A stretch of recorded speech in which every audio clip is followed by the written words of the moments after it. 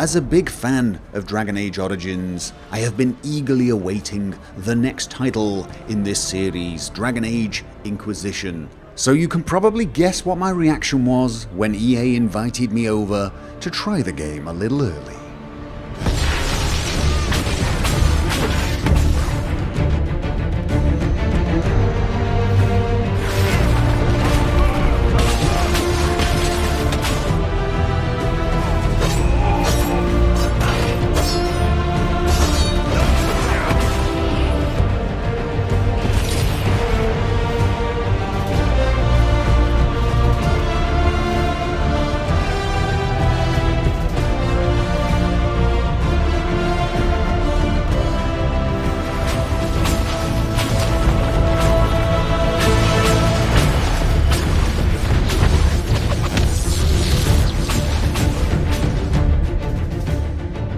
So last week, EA kindly flew me over to London and allowed me to play Dragon Age Inquisition. Now I was supposed to play for about 4 hours, but unfortunately due to massive delays from the airport to the event, I only got to play for an hour and a half, which is barely anything.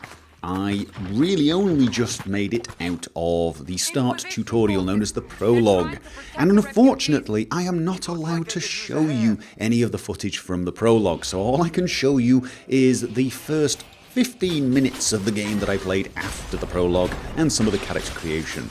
And whilst this starting area does not do the game justice, I will try to describe to you my experience. So of course you start off by choosing a race, and you can be a human, an elf, a dwarf, or the Canary, the horned giants. You then pick a class, and you can be a rogue who uses dual wielding, a rogue who uses archery, a warrior that uses the great big two-handed weapons, a sword and board warrior, and of course a mage. You have an option for 4 different difficulty settings. You've got easy, normal, hard, and nightmare, but because I was strapped for time, I decided to play as normal. I wanted to try and get as far as possible, and I'm glad I did because, as I said, I only got about 15 minutes into the game after the Prologue. There are quite a lot of customizations you can make to your character, his face, and so on. The system's pretty easy once you get used to it. There is a system where you click on the portrait and hold the mouse button down, and as you move left or right, your character's whatever feature you're editing becomes either wider or narrower or goes up and down, and so on. You'll figure it out pretty quickly, and it does give you quite a lot of control. I didn't spend a huge amount of time on this area, but from what I could see, it did look like it had enough customizations to really satisfy most people. And so once I'd selected my character, I start the game, and you enter what they were calling the Prologue, which kind of acts as a tutorial and as an introduction to the story.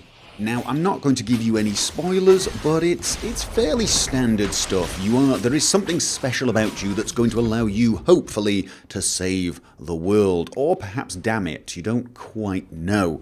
And you meet a variety of characters in those early stages, some of whom are going to join you on your quest. The story is very well delivered. You really do get that epic feeling. For those of you that were fans of Dragon Age Origins, you know that kind of feeling you get, you know the sort of atmosphere that game gave you. This game seems to be recapturing that, at least in the beginning. And just like Dragon Age Origins, you get some characters that join you for the fight, for the adventure, and they have very different personalities, some of them more likeable than others.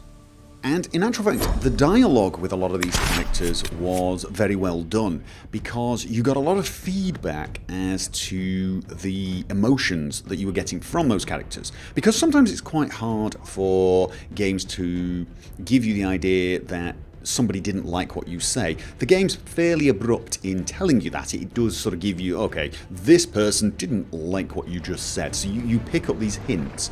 But it also tells you the attitude and the mood of the comments you are going to make.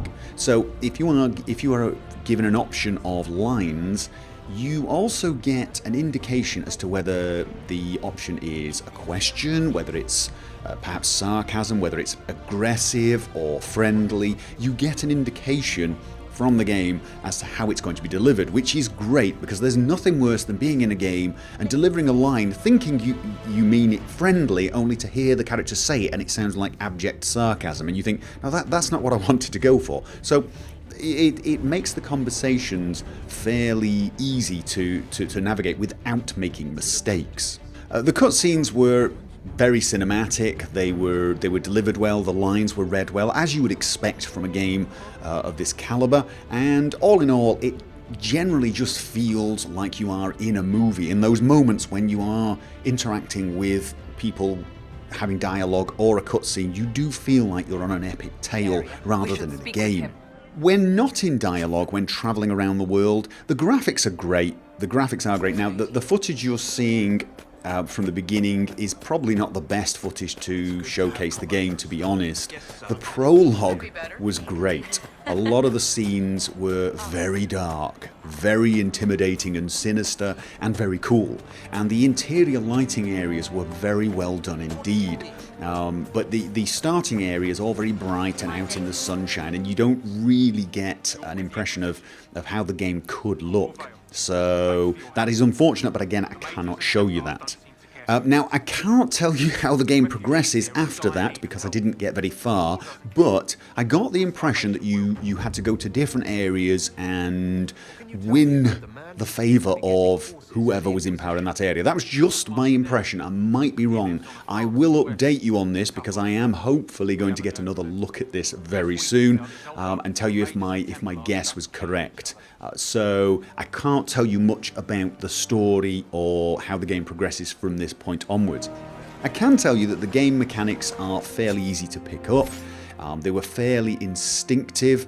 The character development, for example, was pretty much as you'd expect. As you level up, you can assign skills or perks, unlock new abilities, and that type of thing. Because I only played for a few minutes, I only got to, I think, level 2 or 3, so I didn't get to explore that much. The movement and general combat is pretty easy, pretty instinctive. There are two ways to play. You've got over the shoulder, where you're behind the main character and you're running around using the arrow keys and the mouse to look, and pretty much if you're in battle, your friends, your party members will do their own thing as you're controlling the main character. You can switch and play any of those characters as well. If you need one of those characters to do something specific, use a certain ability, you can very quickly and easily change to them, get them to heal you or cast a spell, and so on. But there was also something called tactical mode, and when you go into tactical mode, you sort of pan up and start looking at things from above.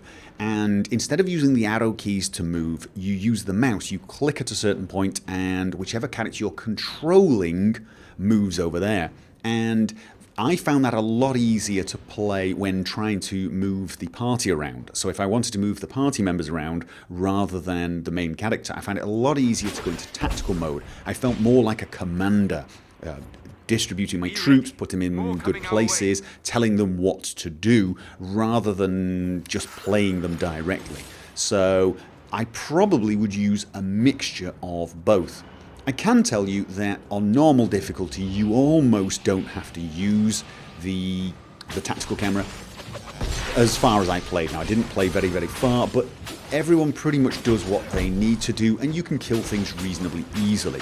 If you're going for a very immersive feeling where you really just want to play as the main character and let everyone else do their own thing, over the shoulder is probably the way you're going to want to play it. However, if you're playing it on the tougher difficulties, I'm going to guess, and it is a guess, I am going to guess that in combat you are going to spend a lot of time in the tactical camera, moving people to the correct place, coordinating your abilities and your spells to get the maximum effect. So if you're going to play on the hard difficulty, you're probably going to use a mixture of the two camera modes. Now, you can pause time in both of them, so you do have a lot of time to come up with tactics, to think about it, and you can pan around and look at things in this frozen time, like you're in bullet time, and formulate your plan. all round, I have to say the feeling I got from the game was very, very positive. I was rushing it a lot, so I wasn't able to savour the moments as much as I would normally when playing, but I still enjoyed it. And that's pretty amazing because I was suffering from extreme travel sickness and caffeine deficiency, which ordinarily would make me hate everything. And I did not hate this game. In fact, I can pretty much guarantee I am going to buy this when it is released and play it. I really do. I get that good feeling. I get a good vibe from this game. I only played for a little while. It wasn't even a preview. It was a taster. But I liked what I tasted, and I am going to order the full meal. So, expect to see a lot more Dragon Age Inquisition on my channel.